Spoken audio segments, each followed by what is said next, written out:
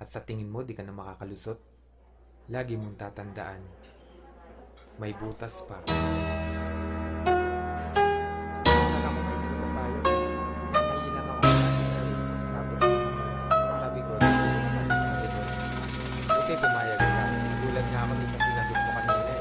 Pero hayop ka, anong ginagawa mo dito? Oops, makinig ka muna sa akin. Teka muna, wait, magkasama lang kami. Pero di ko siya kadate, sa akin ay ngumiti siya. Di ko siya kilala, ako ay may amnesia. Kaya di ko maalala kung bakit siya kasama. Bakit narito, nagulat na lang ako. Umupo sa tabi ko, utak ko ay nalito. Ang isip ay naligaw, kamukha mo kasi siya. Kaya kala ko ikaw, napagkamalan ko lang. Kaya sana wag mo nang isipin na ako babaero't may ibang babae na kerida. Madaming nakikita, madami diyang iba, pero tanging sa'yo lang. Kaya sana wag mo nang hinayay isalubong. At bitawan mo na rin yung hawak na balisong. Umuwi na tayo darling, halika tara na. Tarantado ka, pero umuwi ka mag-isa.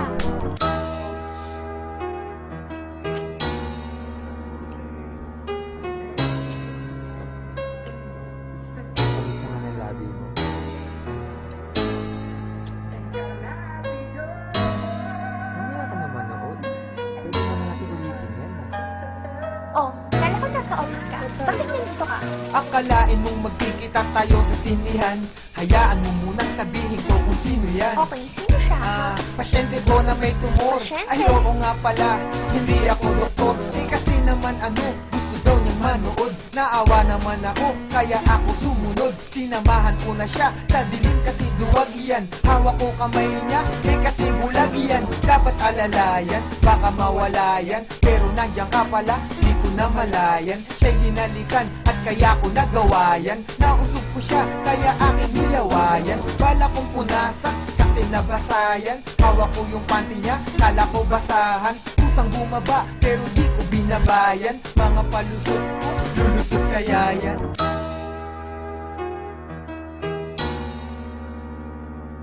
Baby naman, pansinin mo na ako.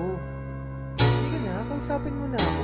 Ano bang problema natin? Maghiwalay na tayo. Bakit naman? Wala naman akong ginagawa ah. Wala naman yun eh. Ilang beses na kitang nahuhuli ng bababae. Eh baby naman, alam mo namang Ikaw na ang pinaka, sa akin lagi bida ka. Pero bakit ka ganyan, sa akin lagi duda ka. Kung nakita mong nakasama ko yung mga chick, di sa akin yung kundi kay yawas at asakazik. Dahil ako ay tapat at hindi nagsinungaling. Sa ibang babae, di nahuhumaling at hindi nabaling. Aking pagtingin, ako may napatingin. Yun lang ay baka sakaling mapuna nila na hindi na ako available. Layo ng mga hot chick, GF ko ay flammable. Baka lumiyab, selosa yan si love. Pag ang galit tumalab, ay nagiging si incredible Hulk. Bakit ba ang hirap mong pakalmahin? Anong dapat kong gawin para lang iyong maintindihan na sa buhay ko di ka pwede tanggalin. At ang tanging mamahalin, walang iba, ikaw pa rin.